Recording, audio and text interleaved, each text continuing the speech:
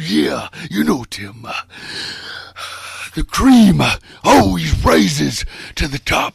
That's what Macho Man Randy Savage wants you to think. But it's about the Woodsman, the Thinking Woodsman podcast. You know, don't get me all worked up.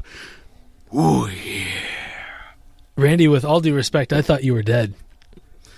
We was, me and Tupac, got an island.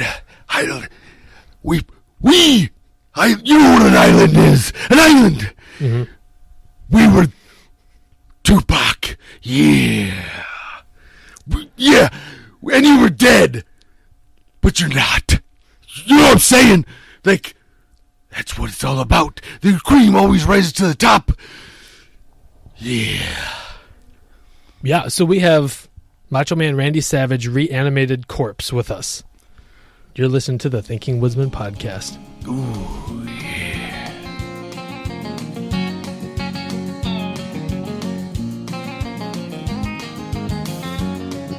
I hope you all appreciate how hard it is to get a dead celebrity to do an endorsement for you. Thanks, Macho Man. Hey, if you have an idea of which outdoor celebrity from the Outdoor Channel that might have been, throw your guess up on the Thinking Woodsman Facebook page, and I will shoot you a free bottle of Ray Ray Smokehouse barbecue sauce if you are the first person and you are correct. Well, hey everyone, welcome to the May episode of the Thinking Woodsman podcast, the confluence of humor and conscience in the great outdoors. I'm your buddy Tim Chelswick, and we're broadcasting from the redskier.com studio. Gear up for your next big adventure at redskier.com. On this month's show, we're talking about what it's like to be turkey drunk. I'll also give you a tip on how to more easily access obscure fishing spots, and we'll sit down with Mark Drury from Drury Outdoors and hear some of his thoughts on the outdoor industry. Then we get a crash course in 3D archery from Daryl Steen and at Select Archery. Then next, in the What's Cooking segment, I've got some timely articles on fishing and camping and morel hunting. And then in the product spotlight, we'll chat with Jeff Green from Ozark Ridge Turkey Calls. And then we'll end the show with a bang. Maybe. In the Will It Kill It segment on the Select Archery Backyard Bow Range, we've teed up a fire extinguisher to face down a dirt nap gear broadhead at 20 yards. It's another big show this month, so without any further ado, let's get rolling.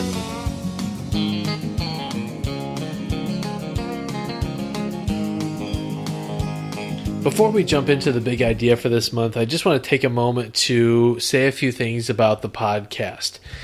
First off, thank you again for listening. I can't tell you how much I appreciate your monthly listenership. It means a lot, and it allows me to grow the show and bring you more places and share more experiences with you. And I have to say, I'm so excited to be able to announce this month that Select Archery in Bloomington, Illinois has come on as a sponsor of the show, specifically the Will It Kill It segment. So the Backyard Bow Range is now the Select Archery Backyard Bow Range. Find those guys at selectarchery.com. You all are probably familiar with that name because you're familiar with Daryl Steen, my buddy who has been on the show ever since we started it back in February. That's his shop. He does a great job. I'm really excited to have him on board in this capacity and look forward to working with Select Archery and talking more about the sport of archery and bow hunting. So really excited about that. And then the other piece is that I think about this, your listenership right now, as kind of having the first edition of a significant comic series. I used to collect comic books when I was a kid, and it was always a big deal when a new comic would come out, and you want to get the first issue because you hope that someday you'll be able to cash it in and buy a house or a bass boat with it. Well, I'm still waiting to do that on some of my comic books, but you're in on something early, and you're in on something that's growing and getting bigger all the time. And that's only happening because you're listening and the great folks that I have in the industry that are helping out and that I appreciate so much. Like I said, before we get into the big idea, I just wanted to take a moment and let you know how thankful I am for your listenership, to thank Select Archery and Daryl for coming on board, and just to let you know things continue to grow with the show, and there are a couple additional things in the works that I'm not at liberty to talk about right now, but that I think you'll enjoy as they become available. So thank you. Let's pop it over to the big idea. And guys, I am turkey drunk. It's it's early May, and I've been chasing turkeys like crazy. I've been at two turkey hunting media camps here over the past few weeks, and I could get used to living like this. It's awesome. The first, I was invited by my buddy Ray I, a world-renowned turkey hunter, and it was sponsored by Mossberg. We had just incredible accommodations. They took care of everything for us, and you kind of wonder, like, is this a real thing? Are they really gonna feed me and run me around and set me up with gear and provide lodgings just so I can go turkey hunting? And the answer is a resounding yes. It was an amazing experience. We hunted like crazy. Tony Caggiano and I from World Slam Adventures hunted on the first day of the hunt. We were hunting property managed by True Pursuit Adventures. You can find them online, find them in the show notes. Their properties were amazing. They're managed very well. Tony and I sat in a blind for the entire day, and I saw nothing. And just as kind of I'm telling on myself, it was my first ever media hunt, sponsored by the folks at Mossberg. Guess who brings their bow to a hunt sponsored by Mossberg? Yep. That's what I did. A mistake I will not make again. I got some razzing for it, but just so much fun. Tony and I had a great time. We talked about Star Wars and our kids and a lot of things while we weren't killing turkeys, because going out with a professional turkey guide is still no guarantee of killing a bird, no matter what anyone says. So it was great to spend some time with him. If you're looking to book a hunt almost anywhere in the world, Tony at World Slam Adventures can set you up. Find the link for his outfit in the show notes. Second day, I hunted with John Sabatti. John is a turkey hunting guide in Hawaii, and yeah, they do have turkeys in Hawaii. He's a great guy. Everyone talked about how we're going to do a lot of walking. He's a very active turkey hunter. I love that. The other thing I really appreciated about John was just how vocal he was and how open he was about what his thought process was on strategy. So it wasn't like he's telling you where to go and telling you what to do. He's talking through his thought process so you can be a part of it. And that's nice for someone like myself who turkey hunts and is a turkey hunter. I'm not in the dark, and it's not like he's holding my hand and leading me around. Definitely the dude knows how to kill turkeys and has way more turkey hunting skill than I do, but I felt like more of a partner in the hunting process. And again, we had a great visit. It was great. And then the third day, I peeled off from the properties that we were hunting, and because I told my dad that I would take him out turkey hunting. We've been trying now for 3 or 4 years to get him to kill a bird. He's not killed a bird ever. 62 years old and never killed a turkey. So I was a little bit bummed out leaving the guys and leaving that great property to come back and hunt, because just quite frankly and quite honestly, I really wanted to kill a bird. But I left because I gave my word to my dad, and that's been a mission that we've both been on. And sure enough, that I think it was an early Sunday morning, we had a Jake walk in front of us, and another Jake, and Dad and I both tagged out on Jakes that morning. It was unbelievable. I was so proud of my dad. My dad is in a wheelchair, and he has visual impairments and some neuropathy from diabetes. And he had a lot of stuff go wrong at the moment of truth when these Jakes came in. Shooting stick fell, and he needs that to hold his gun up. He came through and powdered his bird. It was awesome. I was so proud of him, and it was a great kind of affirmation that I made the right choice by peeling off from the media hunt properties and going back home and working with Dad. So I was excited about that. And then again, with the Missouri Outdoor Communicators, we had our big Cast and Blast event in Lebanon, Missouri, hosted by One Eye Willie's Resort on the Niangua River.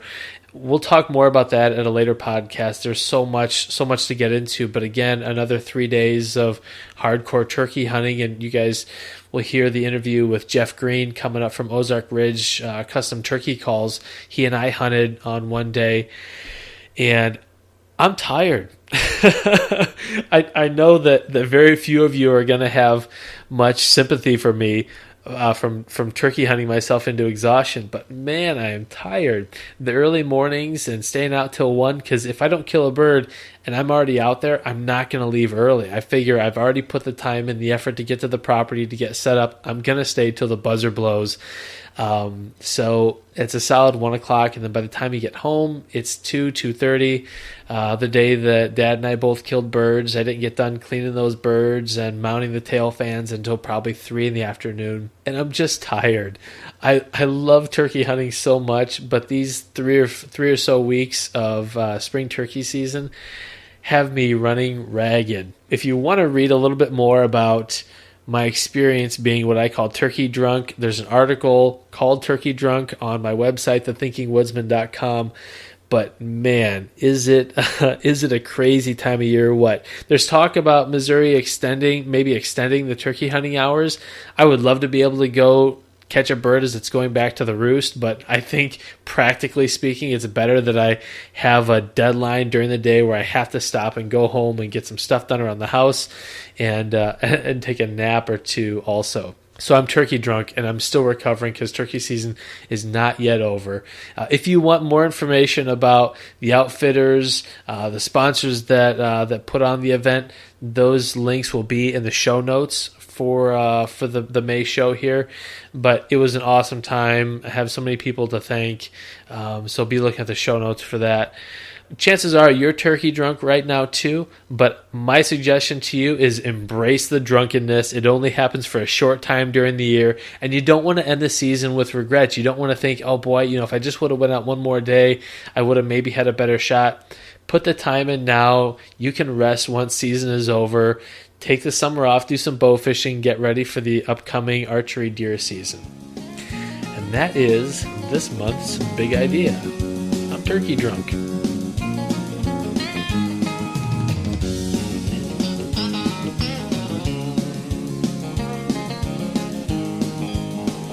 They say that necessity is the mother of all invention, and this month's level up tip is definitely born out of necessity. And over the years, I've found that I really enjoy fishing hard to reach water, places that very few other people go, and as a result, there's rarely a trail, and it's usually overgrown thorn bushes that I'm trying to push through to get in, and low-hanging branches, and I just got tired of my rod getting hung up on all that junk. It's also no good for your fishing line too. So what I did, I started carrying my rod backwards, and you may look a little funny, but you'll find that it balances really well in your hand, and you will get hung up a lot less, meaning you get to spend more time fishing, less time worrying about the damage your line took on the way to the river, and less time trying to untangle your rod from the branches and the leaves that get wrapped around it as you're traveling to the water. Very simple, and hopefully if you aren't doing it, you can start doing that, and that'll save you some frustration as you go to fish that out of the way water. And that's this month's level up tip.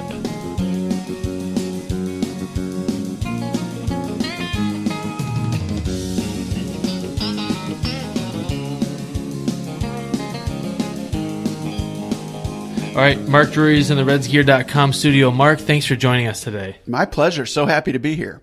Well, Mark, we love to talk about archery on the podcast. I'm curious what you're shooting for 2016. Hopefully lots of deer right Right through the ribs. A lot of red stuff coming out the other side. Yeah, I'll be shooting the new PSE Carbon Air for sure. Beautiful. Unbelievable bow. Oh, my goodness. No shock, no vibration, no sound. I mean, it is simply the finest bow I've ever shot. We are living in the golden age of archery right now. Aren't we, though? I mean, it's amazing. I mean, if you rewind the clock 10 years ago, look at the advancements we've made in speed and stability and how quiet these bows are. I mean, I make the statement all the time. If there's a bow company in business right now, they're selling an awfully good product, or they wouldn't be in business. I mean, the bow companies are selling the best bows we've ever had at our disposal. What do you think is the next big evolution in archery? I don't know. I had that conversation with Pete Shepley probably within the last 6 months. And Pete's, in my mind, the last living icon in archery. Right.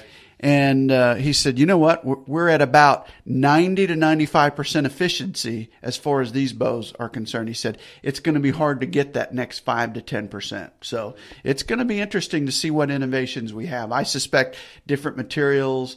You might get a little bit more speed, but I don't think you're going to get a lot more speed. That's for sure. Sure. And right now, these bows are just amazing. They are amazing. Just fantastic. It's really hard to buy a bad bow anymore. Missouri just amended our hunting regulations to allow crossbow hunting. They did. Yep. During the entirety of the archery season. Sure. Any thoughts on that? I think it's great. When you increase participation in any outdoor sport, I think that's a good thing. You know, you never want to have an opportunity that a young child can't partake within, or that someone that can't draw a bow anymore. Yeah. You know, I notice it in my shoulders. Terry's talking about it in his shoulders. It's not easy to draw these weights anymore. And if somebody still wants to archery hunt and be outdoors, well, by golly, they can take a crossbow out there and still be able to do it. Yeah, it certainly can't hurt to get more guys and girls out there doing their thing. So what does it feel like to be sitting on top of a majorly recognized outdoor media brand? Drury Outdoors has been around for a long time, and you've built that. You know, I wouldn't say that we're on top. I mean, I never ever like to think of it that way. We always feel like we're on the bottom and we got to scratch our way out. Always fighting. Always fighting. I think that's the best attitude to have, because the moment you start feeling like you're on top of anything, you're about to be at the bottom. So we like to make sure that, you know, we just stay in front of the curve, or we try to. Technology is advancing so quickly right now. That's one of our main focuses.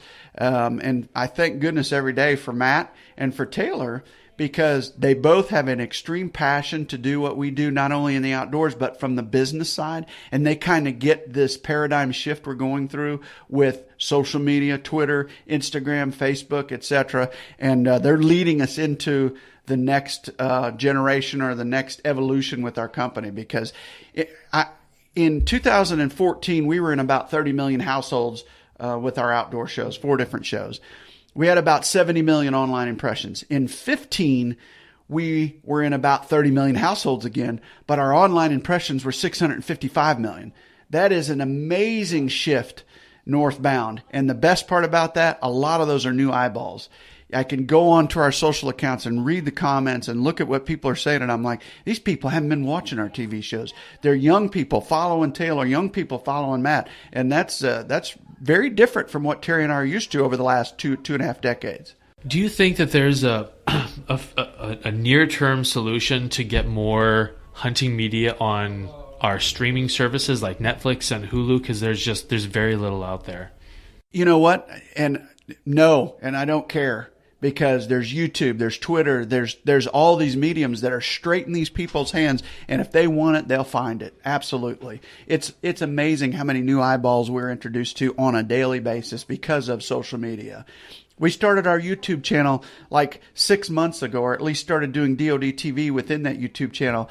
In 6 months, we're at like 1.75 million views. I mean, that's amazing. You know, if you compare that to a DVD we did for 2 decades and we get maybe 30,000 copies out there. We did a hunt the other day, put it out there in August. It's at close to 400,000 views. You know, I mean, the eyeballs are just, you're opening your whole world up to everyone. So, you know, if Netflix or someone doesn't want to embrace what we do, that's okay. We as a community will find it through all the other mediums who do welcome us. Yeah, we'll adapt and overcome. So you mentioned having more eyeballs on our media, outdoor media in general. I wonder what you've experienced in terms of that increased exposure around our politically correct atmosphere that we live in right now, where hunting is considered a novelty at best, and sometimes people think of hunting as like an unethical type of sport. Well, and I think that's where we, people who have a platform, need to make sure that the message is on point and make sure people understand that it is not a sport or a trophy sport. It's about the circle of life. It's about eating what we kill. It's about introducing others to the sport. It's about making sure that people understand firearms safety, the importance of firearms within the fabric of our country. So we've got to make sure that the message is on point. And if we don't, then we're doing ourselves an injustice. Absolutely. Mark, as a hunter, Is there anything that's on your bucket list that you've not been able to accomplish yet? The next hunt I go on, man. I mean, in all honesty, I mean, it's the season wound down this year, and it was January the 31st. We were down at our Texas lease, and Wade and I were literally depressed. This is after 4.5 months of going every single day, morning and evening, and we were like depressed because it was over. You know, my bucket list is that next hunt. I just want to get up and go, you know, and I'm 48, 49, and I can't get enough of it. I'll be 50 this year in October, and my appetite to go now is as strong as it was when I was 19, just getting into it. And to see, you know, Taylor, how much fun she's having with it, and Matt, and everyone within the Drury Outdoors team, and so many of them are having children, and now we're seeing that next generation come up within our shows and online and on TV, and that's exciting for me. Yeah, hunting seems to be the fountain of youth. I cannot imagine a time in my life where I will not want to go out. Absolutely. I always look at Terry. He's 10 years my elder, and you had to get that in, right? Yeah, absolutely. But I always think, well, I got 10 more years. You know, Terry's still kicking it. You know, so I got at least a decade in front of me. Great. Well, Mark, anything else you want us to know about Boat Madness 13, Dream Season, Drury Outdoors in general? No, man. I mean, just check it out and let us know what we're doing wrong. We always want to make sure we're doing everything that people want to see. And check us out on Facebook or Instagram at Drury Outdoors. And if you see something you're not liking, let us know, man. We want to make sure we keep everybody happy out there and they're enjoying what we put out there as a product. Perfect. Mark Drury, thanks for being a guest today on the Thinking Woodsman. Thanks for having me, brother.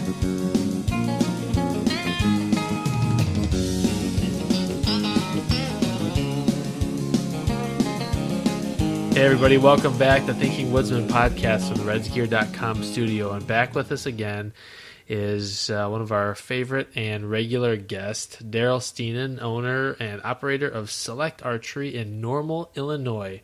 Daryl, bienvenidos al show. What did you just call me? I called you welcome to the show. Oh, nice. Welcome. Thank you. Thanks for being with us. Today on the show, I've asked Daryl to talk about how to get involved in 3D archery. So this is a bare bones 3D archery for dummies primer, because and I'll be very honest. I've only shot 3D archery at a few unstaffed ranges and a little bit at Select there just on my own, but I'm not sure all the ins and outs. And I see all the lanes set up and I know there are a couple different schools of scoring, but there's just a lot there. So Daryl, I'm wondering if you can just talk to us about how to, if you're kind of a typical bow hunter, never shot 3D archery before, what do you need to do? What are the rules of etiquette? How do you do it at your local archery shop? Sure. Yeah. Most archery shops, it's getting more and more prevalent for indoor 3D archery or for shops to have archery.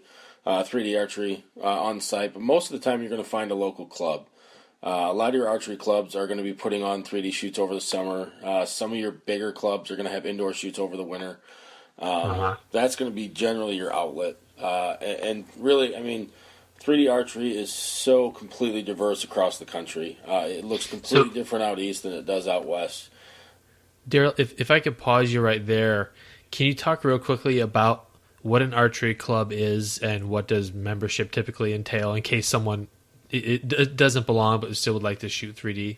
Yeah, no, absolutely, yeah. I can speak. I am the president of our local club here called 6 Mile Archers. What we do is we put on a 3D shoot the second weekend of every month. It's an outdoor 30-target 3D shoot, so it's completely open to the public. I'd say 99% of the clubs out there are open to the public. The way we do it at our shoot is if you're not a club member, when you come to shoot, it's $10. Shoot the 30 targets. Usually we have some lunch there and we have some stuff going on. If you are a member, it only costs $2. So that's one of the perks to being a member to the club, is you get a discounted rate. And that's normal for most clubs. And the numbers vary. Some clubs are $12 to shoot and $5 for members, and I mean, they're all different. They're all just depends on the club setup and how many members they have. And how do folks go about finding a local archery club? Actually, one of the best tools. There's two really nice tools out there for it. One's a website called 3dshoots.com. Just you pop into 3dshoots.com, plug in your state and search by state, usually is what I do, and it'll bring up every 3D shoot in the state that's registered on 3dshoots.com. Find a lot of clubs that way. The other one is archeryevents.com. It's kind of a big up-and-comer website. It's a little more involved. You can set up your own user profile. A lot of some of the bigger profile shoots are letting you pre-register on archeryevents.com. So it's got some cool features too.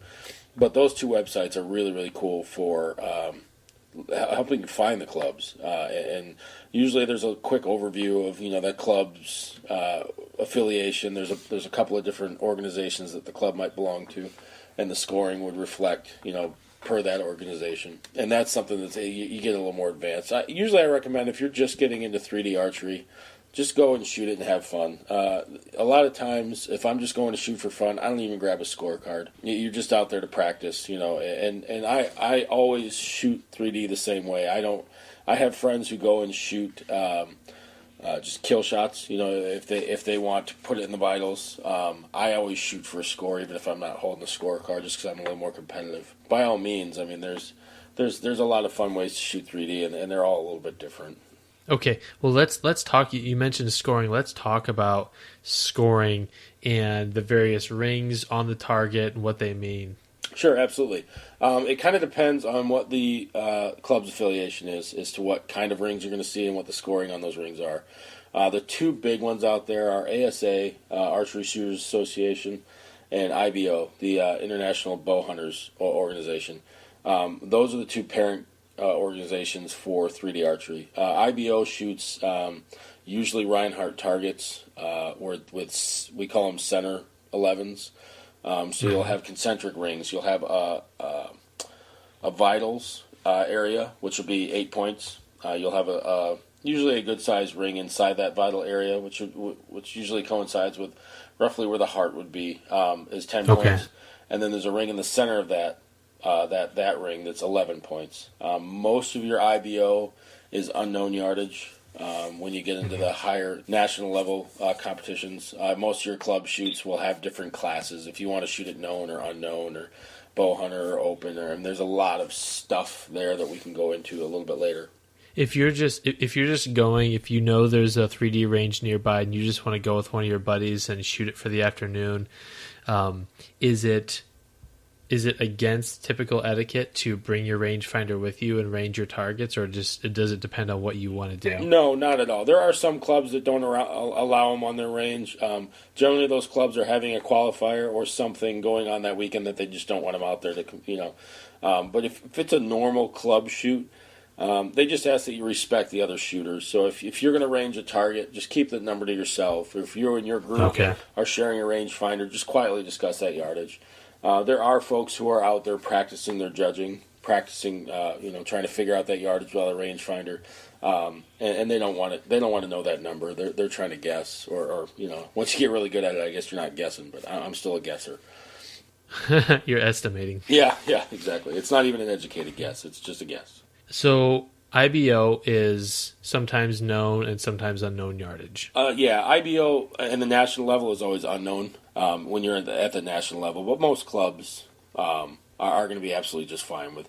And again, if it depends on if there's something on the line. If there's stakes involved, it might be in their rules, and you're going to want to be familiar with the rules for every club that you go to. If you sign up for the money class, you pay the extra $5, the extra $10 to shoot for the money. You want to make sure that you're following the rules for that money class. If it's a no rangefinder, bow hunter setup shoot, then you better not be using a rangefinder, and you better have a bow hunter setup. Okay, so that's IBO. Now, how about ASA? Okay, ASA is kind of a different bird altogether. ASA is generally Mackenzie targets. You can see some Reinhardt for the ASA.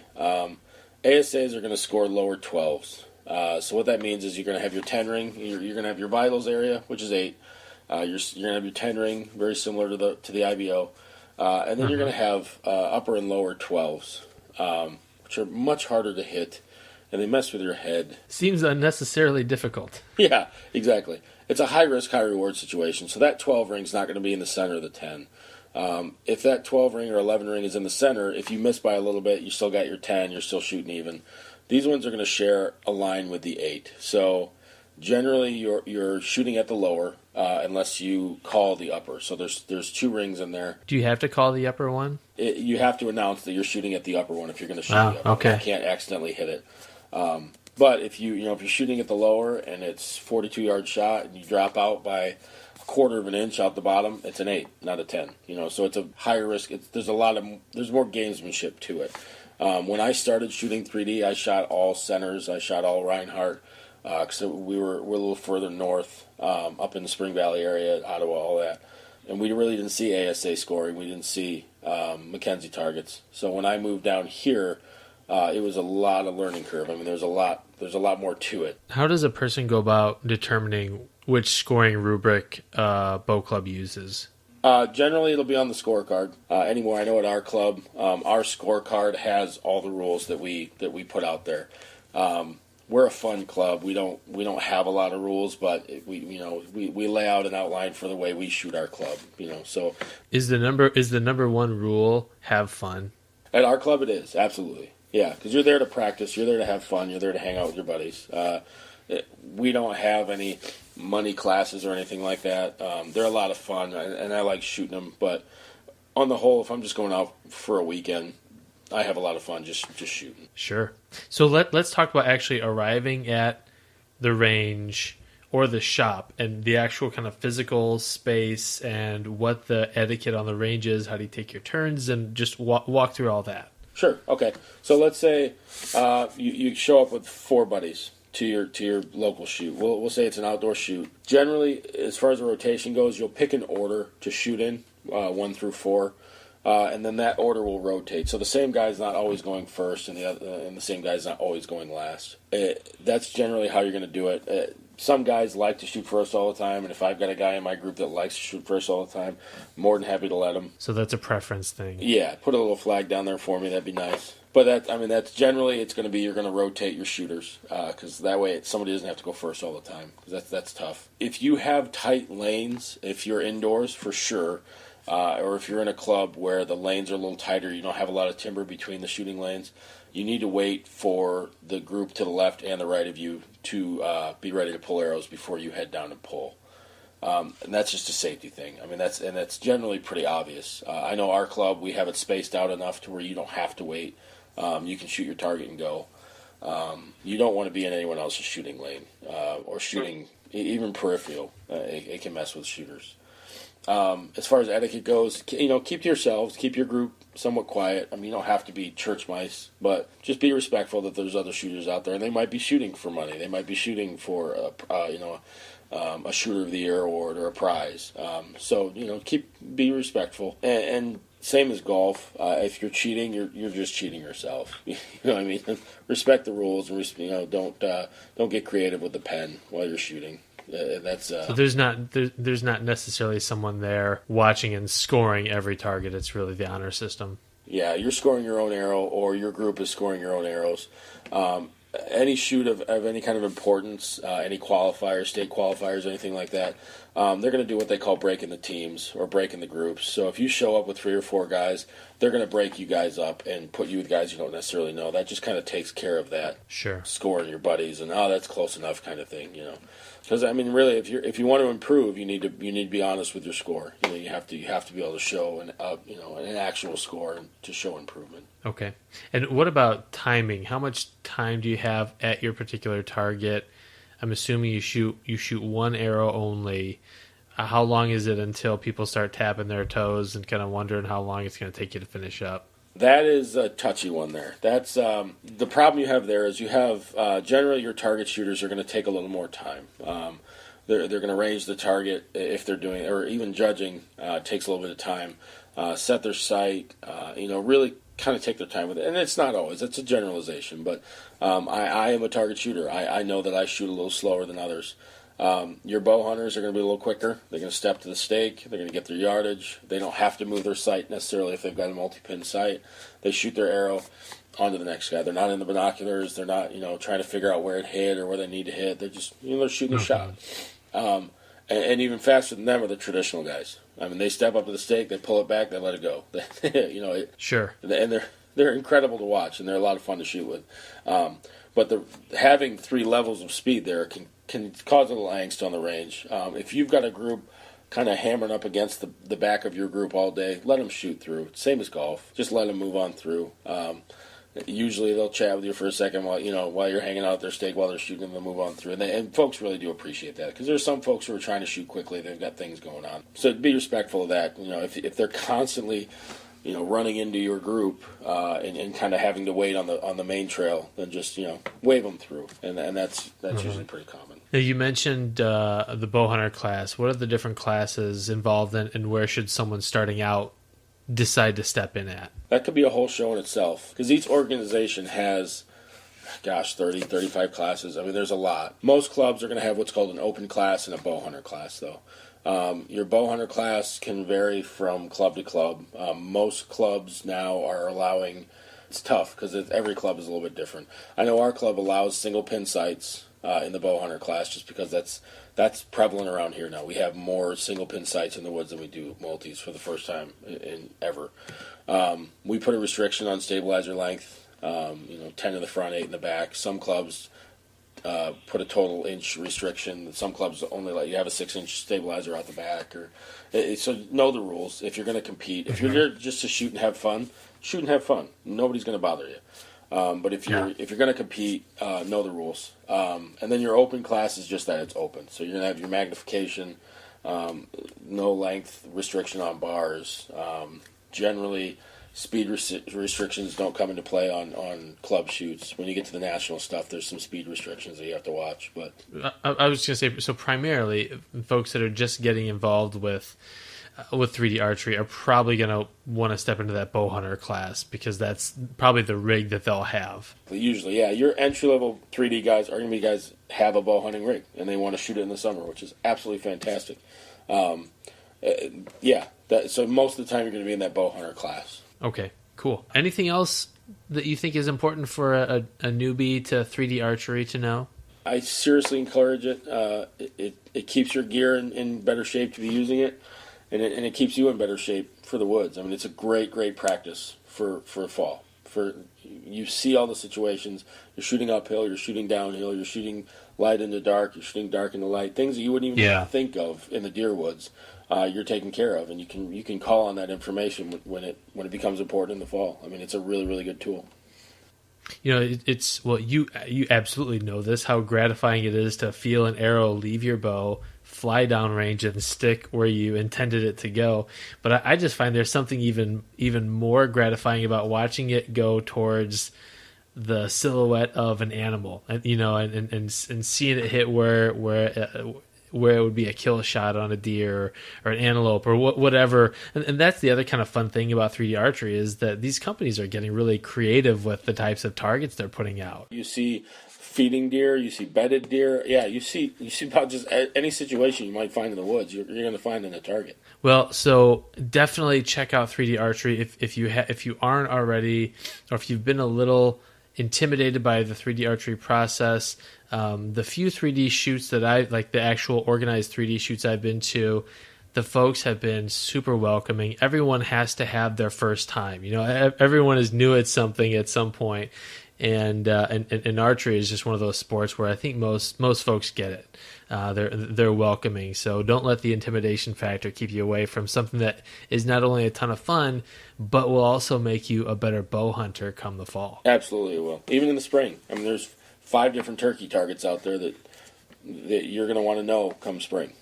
Right, yeah, especially with as small as that kill zone is on a turkey. You're going to want to be comfortable with that. Well, Daryl, what's new at Select Archery? We're doing some expansion. We're opening another range. We're going to have opportunities for birthday parties and group lessons. We're starting up a JOAD team, an S3DA team, mid to late May, and then we're going to offer 24-hour range time. So we'll sell memberships. Folks come in and shoot 2 in the morning if they want, depending on what their schedule allows. You've got to tell the folks about the technology that's enabling you to open your range for 24 hours a day unstaffed. Yeah, absolutely. Yeah, this blew me away. We figured we'd have some sort of key code system or some sort of card that you would swipe. There's actually an app now where you walk up to the lock, you open the app, and you press a button, and the door lets you in. from your phone. I get a notification that says so-and-so went in the door, so Tim Chelswick went in the door at this time, and then I can look at the camera system and see what Tim's doing. It's not out of the realm of possibility that I can have a chat with Tim through the intercom system. I mean, it's nuts. Not that you need to, but you could. Exactly. It's crazy how accessible this has become, and how easy it is to set up these days. It's Well, I'm looking forward on one of my Illinois trips, just rolling in real late at night and popping in and shooting a few arrows and see if Big Brother Daryl's watching. Exactly. Yeah. Count on it. Daryl, how do folks get in touch with you? Sure. It's the shop phone number 309-862-BOWS. We can catch us at selectarchery.com or find us on Instagram or Facebook at Select Archery. Right on. Daryl Steenan from Select Archery hanging out with us on the Thinking Woodsman podcast. Daryl, thanks again, man. No problem. Thank you, buddy.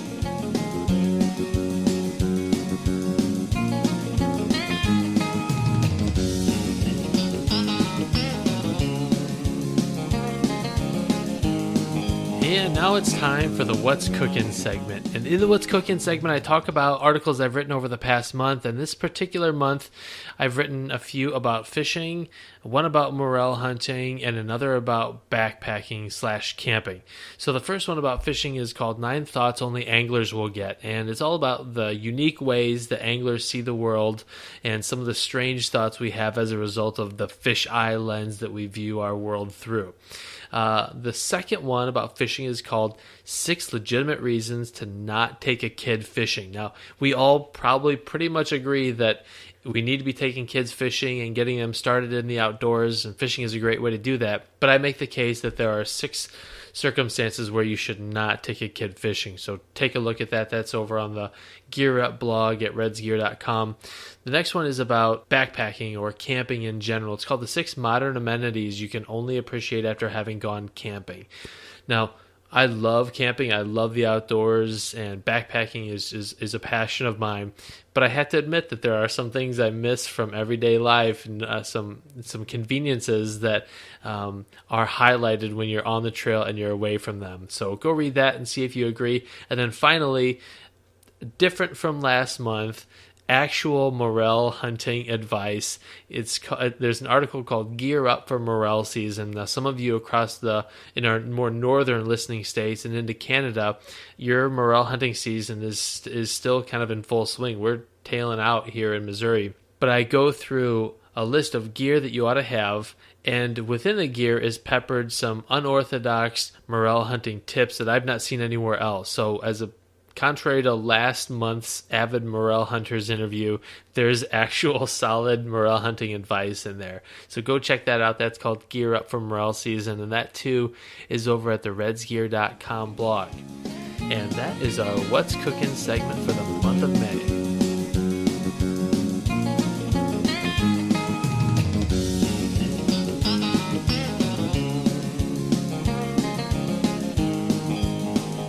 Hey everybody, we're back, and I'm sitting here with my buddy Jeff Green. Jeff and I just got done on a turkey hunt near Lebanon, Missouri, and while we didn't kill anything, saw a hen, heard some gobbling. It was just kind of a rough morning, wasn't it? Yeah, we had a good time, though. It was a great morning. It started off a little wet, but dried out. There's nothing like the sun coming out. The gobblers just didn't come out with it. They didn't read our script. They didn't. But that's why they call it hunting and not killing. But definitely it was a good time.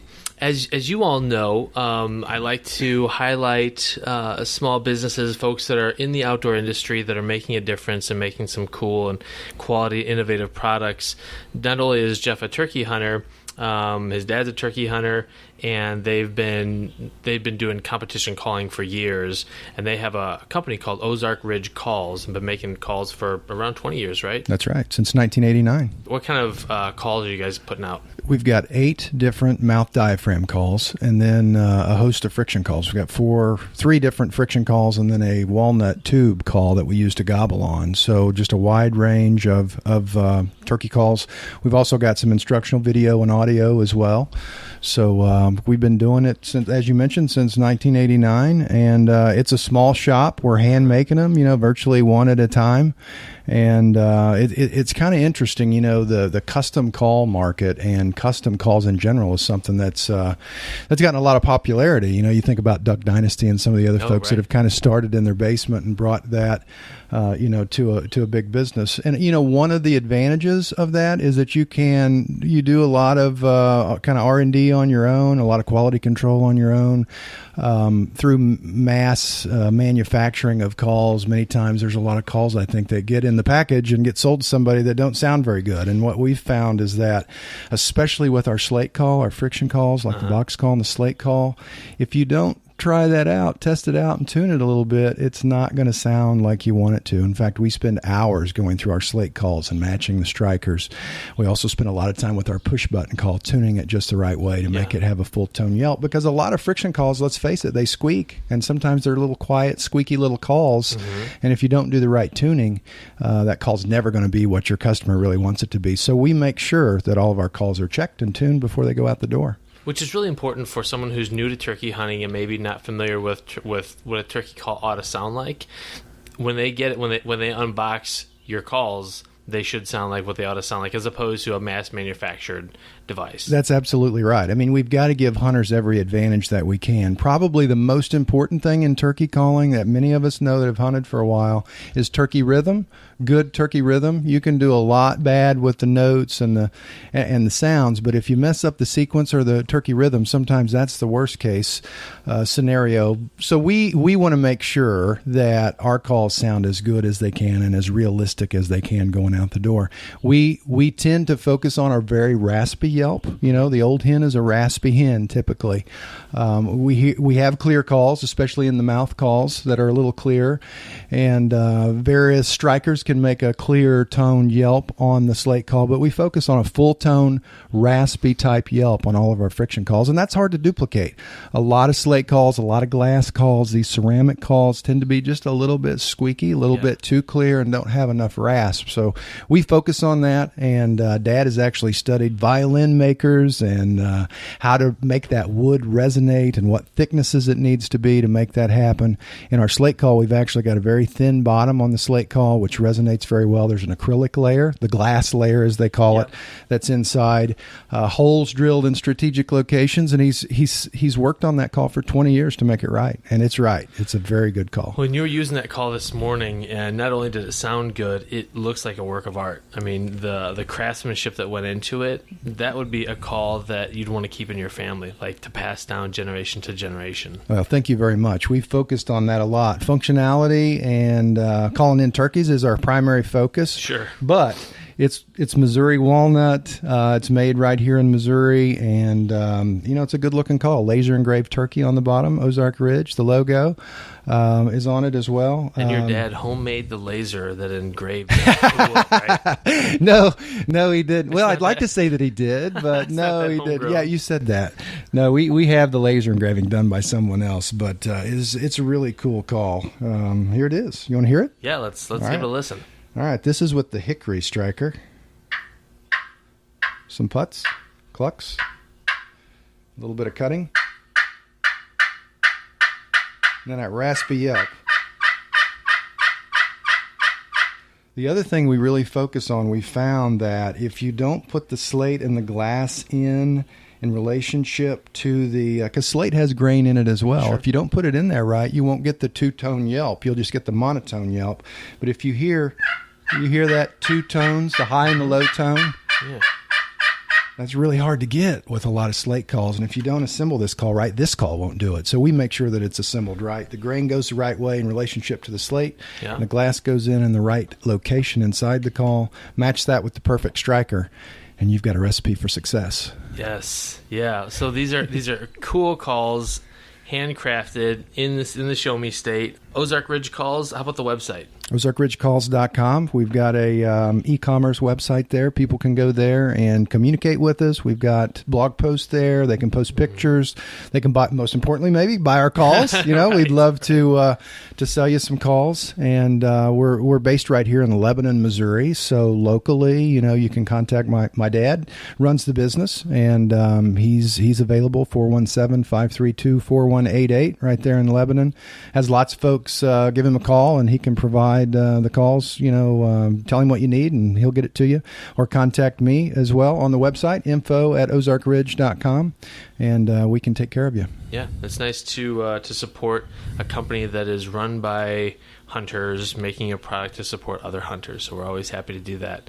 And you're on Facebook too, right? We are on Facebook. Yeah, look us up on Facebook. Like us on Facebook. We'd love that.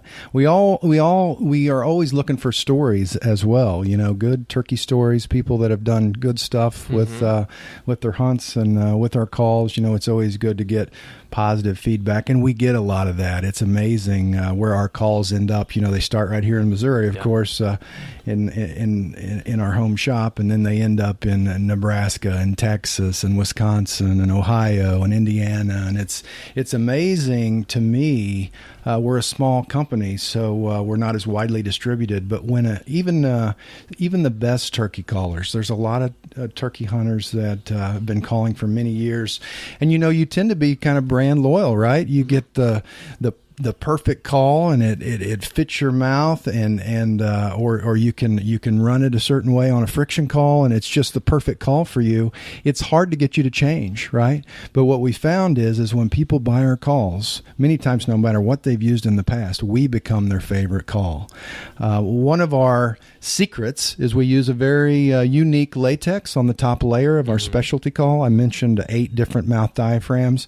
Of course, we've got a 2-reeded clear call and a 3-reeded clear call for Kiki runs and clear yelps, and then a 2-reeded raspy call and a 3-reeded raspy call, which are pretty much clear reeded calls, what I'll call no specialty. But there's 4 specialty calls that actually use a synthetic latex. The double V uses 2 layers of that. Very raspy call, very easy to cut. It's got a very clear but raspy yelp. It's kind of interesting. And then the Pro V, the Real Cutter, and the new Ozark Bat call have top reeds, which are this synthetic product. It's extremely easy to cut and do some of the more complicated calls, which everybody likes to cut and cackle, right? I mean, that's what we want to do many times. Sometimes when we ought to be more subtle, but these calls allow people to do that very easily. And what we find is even with veteran turkey hunters, you know, that have had many, many calls and many, many favorite calls, these calls become their favorite calls. And we're proud of that. Yeah. Very proud of that. Yeah. And if you're hunting a really high pressured area, it's nice to have something that's not coming from a box store that sounds a little different, a little unique. And if you want to be the guy in camp that has the unique one-of-a-kind call, then Ozark Ridge Calls is your answer. We might be the call for you. Awesome. Jeff, thanks for the hunt this morning. It was great. Next time we'll have to kill something. Absolutely. We'll do it again. That's the way it goes. But if you guys want to get a hold or get your hands on any of these calls, OzarkRidgeCalls.com. Thanks for having me. No problem.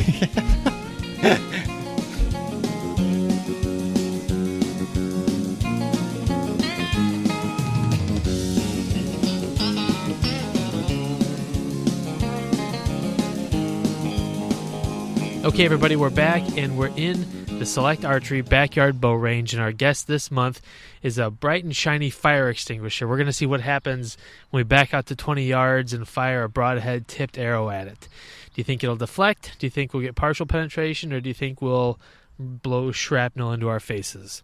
Stay tuned and find out.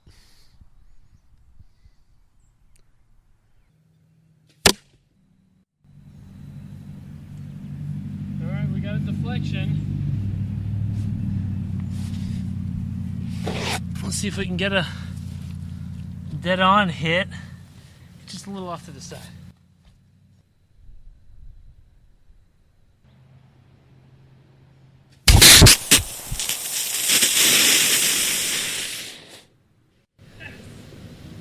Yes! That was awesome! Holy crap! Holy cats. It's like a crime scene back here. Alright, I'm kind of careful where I walk. The arrow The broadhead just blew apart. What in the world? Look at that. Look at that. Oh, my microphone survived. You're still copying. All right, so to wrap up this experiment, it blew up. Clearly, it blew up, and it destroyed the broadhead. Somehow or another, it blew the knockoff. I don't know if that was because of pressure coming through. Well, that doesn't make sense because it wouldn't have come through the shaft of the arrow because the broadhead ferrule is still on it. That's insane. Well, that's the Select Archery Backyard Bow Range Will It Kill It segment for this month. Boy, I gotta go clean off all my gear.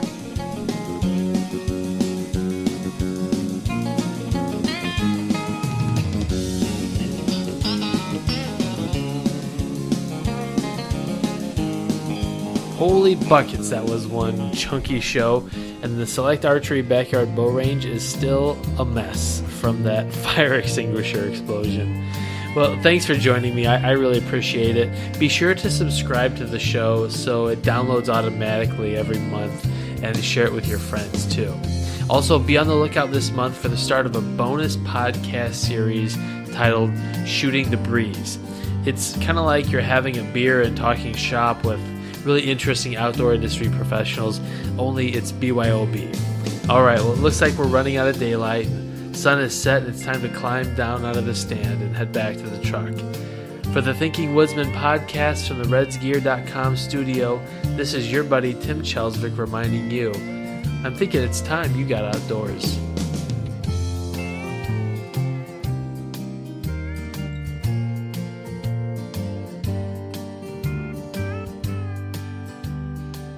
You're listening to the Thinking Woodsman podcast.